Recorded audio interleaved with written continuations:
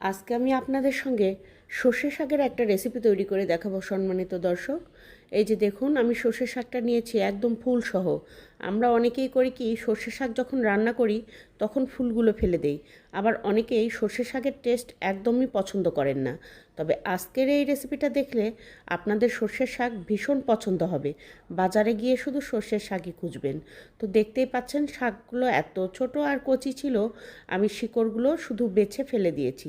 আর ছোট ছোট ছিল দেখে আমি বাকিটা মাঝখান দিয়ে আর কেটে নিইনি। আগে আমি এরকম করে বেছে নিব, তারপরে পরিষ্কার পানিতে খুব ভালোভাবে ক্লিন করে নিব এগুলো। আর বন্ধুরা, এই যে সামনে যে অংশটা দেখাচ্ছি, এখানে আমি একটা দুঃসংবাদ পেয়েছি। আমাদের বগুড়ার দুপচাচিয়াতে হচ্ছে মৌলানা আজিজুর রহমানের স্ত্রী, মৌলানা আজিজুর রহমান আমার চাচা শ্বশুর হন, আমাদের অত্যন্ত ক্লোজ ফ্যামিলি ফ্রেন্ড। তো ওনার স্ত্রীকে দিনে দুপুর 2টার দিকে বাসার যে গোল লকগুলো আছে না, রাউন্ড শেপের, ওনার গেটে ওই রাউন্ড শেপের লকগুলো লাগিয়েছিলেন।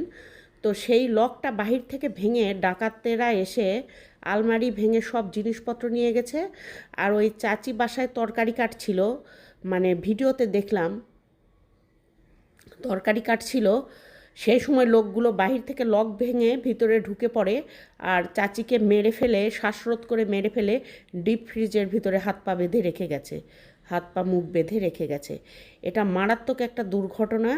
আমার তো পুরো শরীর থরথর থরথর করে কাঁপছে। এই খবর আমি যেই মোবাইলে শুনেছি, আমার শ্বশুর এই সংবাদ দিয়েছে আমাকে। আমি পরবর্তীতে যে কী করে রান্নাটা করেছি আর কিভাবে করেছি আপনাদেরকে ভালোভাবে আমি বুঝাতে পারবো না। আমি ভিডিও কোথায় ক্যামেরা অন করেছি অফ করেছি আমি নিজেও জানি না। তাই ভিডিওটা কোনো কাটছাটো করিনি, একটু ফাস্ট করে দিয়ে আজকের ভিডিওটা আমি তৈরি করেছি। সম্মানিত দর্শক, আপনারা একটু বুঝে নেবেন আর সবাই সচেতন থাকবেন। গোল শেপের লকগুলো লাগাবেন না, এগুলো বাহির থেকে ভেঙে ভিতরে ঢুকে পড়তে পারে মানুষ। আপনারা অবশ্যই খুব মোটা এবং টাইট হ্যাজবল লাগাবেন। তো চলে এসেছি মূল রেসিপিতে। দেখতেই পেলেন শাকগুলো ধুয়ে নেওয়ার পর ছোট ছোট করে কেটে নিয়েছি, আর কিছুটা রসুন পেঁয়াজ কুচি করে নিয়েছি। আর এখানে শুকনা মরিচ দিচ্ছি। আজকের এই রেসিপিটাতে শুকনা মরিচ দিলে খুব বেশি ভালো লাগে। আর শুকনা মরিচ দিয়েছি, রসুন কুচি দিয়েছি, পেঁয়াজ কুচি দিয়েছি, এগুলো সর্ষের তেলে ভেজে নিচ্ছি।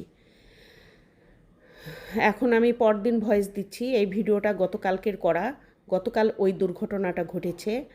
ফেসবুকেও প্রচুর পরিমাণে দেখাচ্ছে। দুপচাচিয়ার নিউজে সার্চ দিলে ফেসবুকে আপনারা এই ঘটনাটা দেখতে পারবেন। আর এই যে সর্ষের শাকটা আমি গরম তেলের মধ্যে দিয়ে দিয়েছি। ভাজা পেঁয়াজ রসুনগুলো তুলে নিয়ে এর মধ্যে লবণ আর হলুদ দিয়েছি, দিয়ে আমি এটা নাড়াচাড়া করে নিয়েছি। যখন সফট হয়ে গেছে, মাঝখানে ফাঁকা জায়গা বের করে 3টা ডিম দিয়েছি। তো আমি কিছু ডিম কিনে নিয়ে এসেছিলাম, এগুলো হচ্ছে 30টা নিয়েছি। ছোট হচ্ছে লেয়ার মুরগির ডিম, এগুলো সম্ভবত 30টা নিয়েছি। 120 টাকা করে পাতা, মানে 30টার দাম 120 টাকা। একটু ঠোকা লেগেছিল এই ডিমগুলোতে। আর এই ডিমগুলো নিয়েছিলাম, যেগুলো একটু বেশি ভাঙা ছিল সেগুলো ভেঙে ভেঙে একটা বক্সের মধ্যে এয়ারটাইট বক্সে করে রেখেছি নর্মাল ফ্রিজে। আর যেগুলো সামান্য একটু ঠোকার মতো লেগেছে সেগুলো খুব সুন্দর করে ধুয়ে ক্লিন করে একটা ডালাই করে নর্মাল ফ্রিজে রেখেছি। তো এরকম আমি 3 পাতা ডিম নিয়েছিলাম, 90টা ডিম, খুবই পর্তা হয়েছে। আর আজকে সর্ষে শাকের ভুজিয়া রান্না করছি। আজকের এই রেসিপিটা খেতে দুর্দান্ত। তো দেখতেই পেলেন ডিমটা একদম ভাজা ভাজা করে নিয়ে মিশিয়ে নিয়েছি। আর ডিমটা যখন দিয়েছিলাম ওপর থেকে কিন্তু একটুখানি লবণ ছিটিয়ে দিয়েছিলাম।